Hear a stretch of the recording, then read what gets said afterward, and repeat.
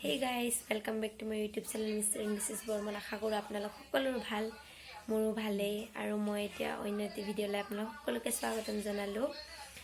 আজি সেইটো ৰেচিপি ভিডিঅ'ই হয়। চাওক মই কেনেকৈ খাচী মাংস বনাও। চাই লওক তেন্তে। এয়া এইফালে আলু ভাজি থৈ দিছো আৰু এইফালে পিয়াজ আৰু তেজপাত ভাজা খাই আছে।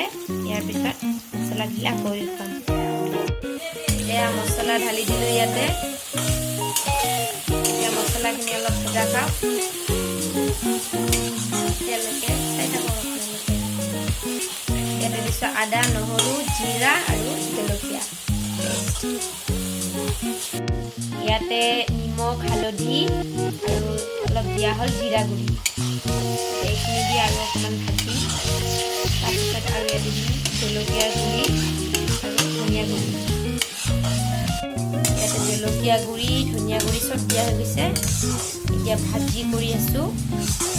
এতিয়া এইখিনি পুৰা ভাজি হৈ যোৱাৰ পিছত যেতিয়া মাংসটো দিম তেতিয়া দেখুৱাই আছো। এয়া মছলা ভাজি হৈ গ'ল ইয়াতে। এতিয়া মই ইয়াতে দি আছো মাংসখিনি।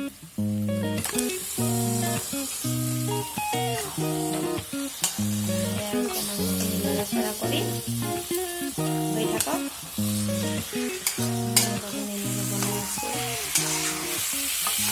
বনাই খাব সকলোৱে বহুত টেষ্ট হয়।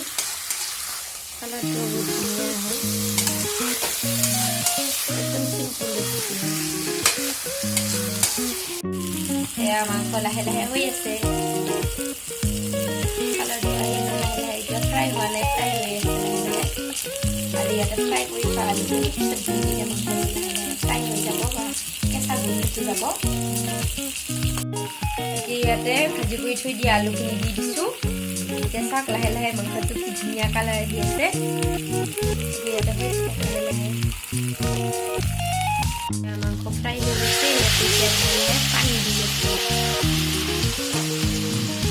অলপ পানী দিলো আগত।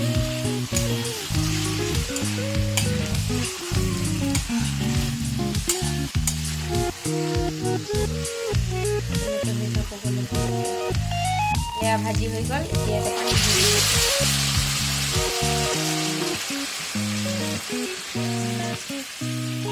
এতিয়া হওক তেনেতে।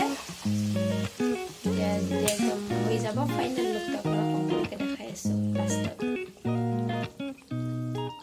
ইয়াতে পানী দিয়াৰ পিছত অলপমান গৰম মছলা দি দিম। তাৰপিছত বইল হ'ব। লাষ্টত আপোনালোক সকলোকে দেখুৱাই আছো। চাই থাকক। এয়া হৈ গ'ল মাংস ফাইনেল লুক। কি টেষ্টি লাগে এনেকৈ সকলোৱে বনাই খাব। আৰু ইমান ধুনীয়া লগা হৈছে কালাৰটো। আশা কৰোঁ আপোনালোক সকলোৰে মোৰ ভিডিঅ'টো চাই ভাল লাগিল। ভাল লাগিলে লাইক, কমেণ্ট, শ্বেয়াৰ আৰু এটা ছাবস্ক্ৰাইব কৰি দিব।